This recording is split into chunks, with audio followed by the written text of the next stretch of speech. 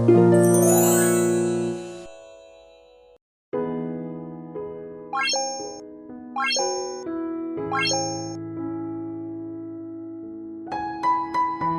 bay. Ug sa tanang mga naminaw karon. Tawagan ako sa pangalan nga Twinkle. 25 na ako ang edad. Ako ang sugdan akong story. Katong pag-graduate na ako og high school. Kay ligilisod man ang kahimtang, naka-decide ko nga magtrabaho diri sa Queen City of the South. Nagbantay kog bata sa edad na ako nga 17. Nindot og mga maayo ko ang mga amo. Almost 2 months ko nga nagtrabaho nila. Pero tungod sa kami nga nako sa mga probinsya, niuli ko sa mua. Dili lalim ang malayo sa pamilya. Pero kay lagi nga gusto ko nga makatabang ni mama. Labi na kay gagmay pa ko mga manghod. Naningkamot ko para makaabag ko sila ha. Pag-abot pa lang na ako sa mga probinsya, napulos na ko dayig sa akong mga kaila. Kay lagi, nag-glow up daw ko. Charot. Nakahinumdom pa ko nga ani nga time. Keypad pa ako ang cellphone. Nag-graduate day ko sa high school nga wala jud ko'y uyab. Pero sa cellphone kay naa. Uso biya kayo sa una ang textmate, ang callmate. Pero never ko nakig-meet up jud. Sa moto nga after a week akong tambay sa mua, kibati na pud ko kalaay. Kaya ako mangyud nang dili mahilo na og walay trabaho or walay gibuhat. Sayangan ko sa oras nga wala ko'y gibuhat. Mutabang man ko sa trabaho sa balay.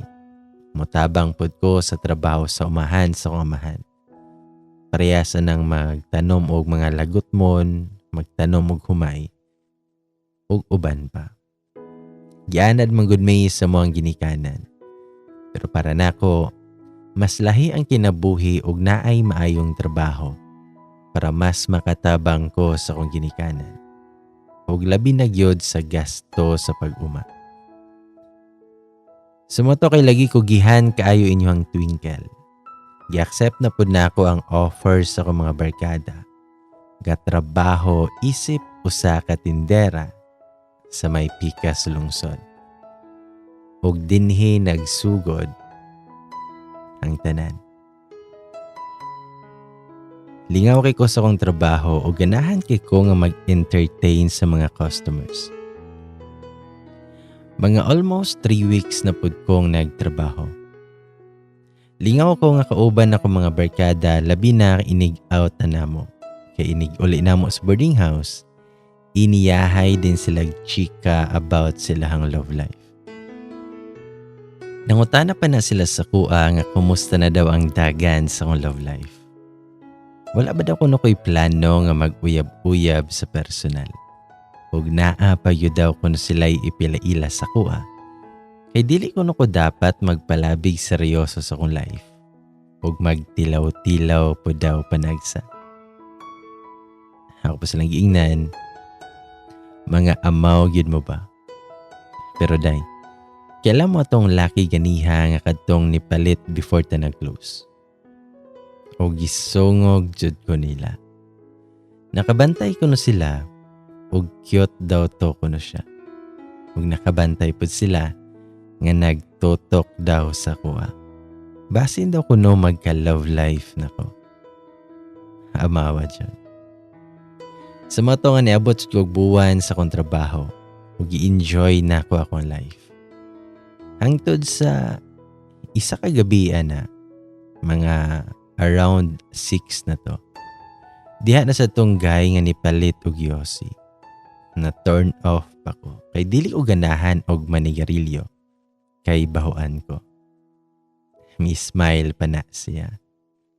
Kay customer man, ni-smile back pud ko niya.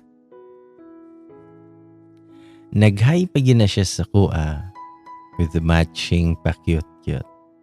Ug nagpaila-ila siya nga Josh daw iyahang ngalan. Ako pa siyang giingnan nga Twinkle ako ang ngalan. Pero nitalikod na lang pud ko dayon kay ang mga mata sa ko mga Jamaica kay naglumba man nagtutok sa kuha. Sa moto nga sugod adto nagsige nagpa-cute si Josh sa kuha. Pero sa tinuod lang pod, medyo nagka-crush na ko siya ha. Nindot man pod siya ka istorya. Ug hantod sa nangayo na siyag number nako, apil na ako ang Facebook. Giad ako niya og didto na mi mag-text or chat. Ug lingaw gid siya ka istorya. Kay dili gid siya mahutdan og topic. Nahibaw-an ako nga wala siya uyab. Ug upat sila ka managsuon.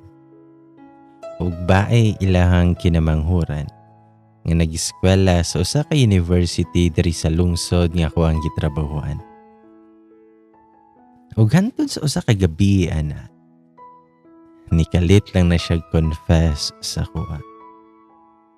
Sa chatra. Ningon siya nga naggugusto daw siya nako.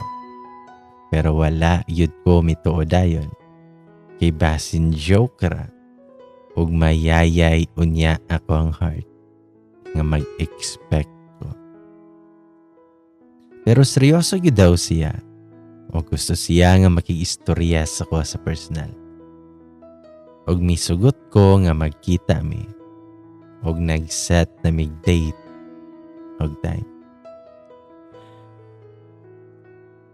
Ang among sabot ato, kay didto may sa may plaza magkita. Siguro mga 6 p.m. na to kay naa na siya didto. Kay nagsige na siya chat. Kung mo dayon ba daw ko? O kung magkita ba yun? Siyempre nadugay ko ato kay nagpagwapa po ang inyohang Twinkle. Naligo pa ko og nag-makeup gamay para mapurma sad kong tao ba. Sa moto nga pag-abot na ako sa plaza, nakit-an dayon ako siya. Ug nakabantay gyud ko, nga murag dili man madrawing iyang dagway. Mura man og gisapot ba. Pero pagkakita niya sa kuha, nikalit na siya gising. Nangutana pa siya kung anong nadugay daw ko. Sumato ko siyang giingnan nga naa pa ko'y giasikaso. Tubag pod si Josh nga. Pero okay raman. Kaya man akong magpaabot bisan kano sa basta ikaw. Og wala jud ko katingog dayon. Ingon pa siya nga magpaluto daw mig barbecue. Kay manihapon daw mi. Tubag ko niya nga sure ba? Basta ikaw mang libre. Ug kay libre magyud daw niya sa motong nagpaluto og daghan ay. Bitaw. Unya same pa jud kay mig mga hilig sa kinabuhi. Like sa mga fave nga mga food, especially ang street foods. Busog kay ming duha. Sa motong nag-decide mi nga mag-walking paingon sa may pantalan dito. Medyo layo-layo biya siya. Pero walking with someone under the moon is so damn romantic kayo. Daghan mig istoryahan hantod sa nagkalawom ihan topic. Hingan siya. Twinkle. Kabalo ka nga happy kay ko nga nakailati ka. Ikaw ang rason yan ang gusto na kong bag-uhon akong hiling. Gusto ko nga makauban ka sa tanang adventures sa akong kinabuhi. Ug medyo na shock pa jud ko. Kay iya akong gikantahan. Samtang nag-holding hands me. Nagalakaw. Ang iyang gikanta kay katong kanta nga mahal. Sana'y pakinggan mo ang hawitin kong ito. Nahanda akong magbago para lamang sa'yo. Lahat ay aking gagawin. Huwag ka lang mawalay sa akin. Muraging ana to ang lyrics. Bitaw. Aking pagmamahal iyahang gikanta. Ug medyo nindot trabayod siya tingog. Samtang iha akong gikantahan, nagsink in sa kong una-huna. Nga iyahang gibago daw iyahang kaugalingon. Bisan, wala na ko siya ingna nga magbago siya. Nihunong na po daw siya sigarilyo. Ug giundang na niya ang sigig dula og dota. Ug hantod sa pag-abot mo sa pantalan, napoy daghang mga nag-date dito. Sa mato nga nag-istorya-istorya min dito. Hantod sa ningon siya sa kuha nga. Twinkle. Totoo na masadta nga nagkaila. Daghan na tang naisgutan about sa life. Twinkle. Love di ka. I love you. Sa tinuod lang nakita man po na ako na feel na ako nga seryoso siya. Sumotong ako ang gihikap ang iyahang kamot. Ako siyang gingnan nga Josh.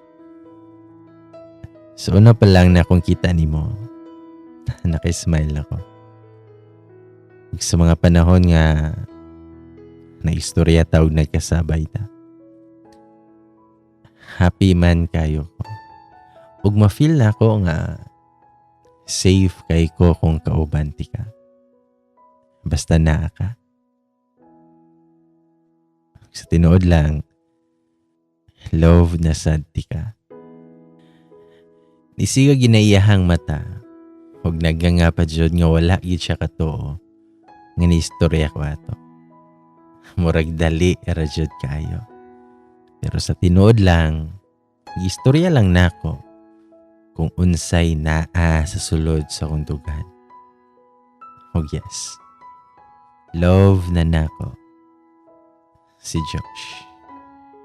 Nakapangutana gina siya kung tinuod ba akong mga ipang istorya o kung kami na ba daw.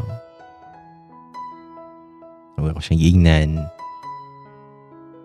nga yes, Josh. Tinuod tanan akong istorya. O kita na. O perting lipaya gid niya. Nga murag nakadaog siya. Gipang tan-aw na hinuon may sa mga tao dito. Sumato nga sukad ato. Perme na ko niya nga ginahatod sa boarding house. O after sa kong trabaho, kay mga laag mi. Og mga on may street foods. Gipilaila na sad ko niya siyang mga barkada. Og usahay, magkuyog may laag siyang barkada og sako ang mga barkada. Og si Josh pod ang nagpractice na kog pakaon. Iya akong gitudluan kung unsaon pagkaon og balot. Monay amo ang Monay ginakaon dyan na mo kanunay. Mga street foods. Ug hantod sa nabot na mi sa point nga lahi na amo ang mga gipangkaon.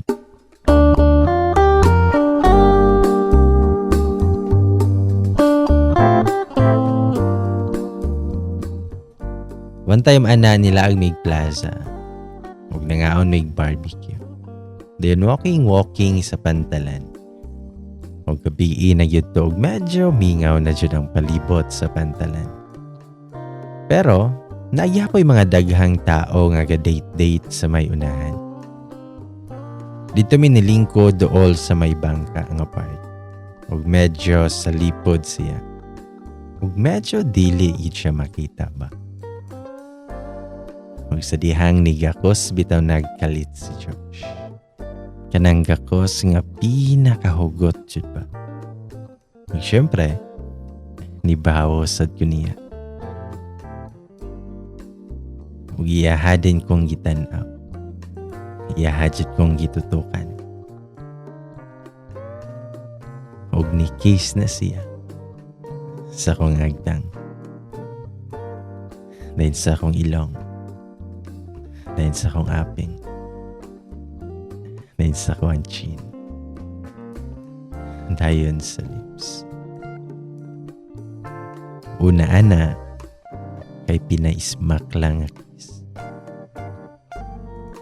Ug sa dihang ni kiss na siya balik sa akong lips. Ug ako siyang gitukmod kay nakuyawan man ko. Pero nihangyo gyud siya nga mo kiss siya. Kay kiss ra bitaw. Kaya lagi love man ako siya. Nisugot ko sa mga tong hinay-hinay na siya nga ni kiss o balik sa kuha. Gipiyong na lang nako ako ang mga mata. Ug ni-respond siyahang mga kiss.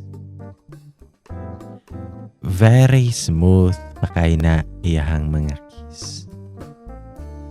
Hantod sa nagkalawom iyahang kiss. Nga apil na iyahang dila. Ug iyaha bitaw nang gikalit ug hawid. Ako ang dughan. Basta kay lihok na kayod sod iyahang kamot. Nga bisan asa lang dyan na mo hikap. Hangtod sa nagpaubos na magina iyahang kiss. Kaingon sa akong liog, padulong sa akong dunggan. Nga murag tungod sa kagilok. Murag feeling na ko kay awkward kay mo ang posisyon. Pero nagpadayon gyapon siya. Pagamot lang kay wala na sad ko kareklamo. Kay siguro giganahan na sad kayo ko. Giromansa jud kog ayo ni Josh.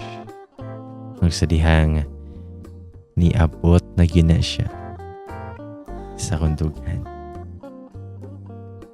Ning siga gina ako ang mata.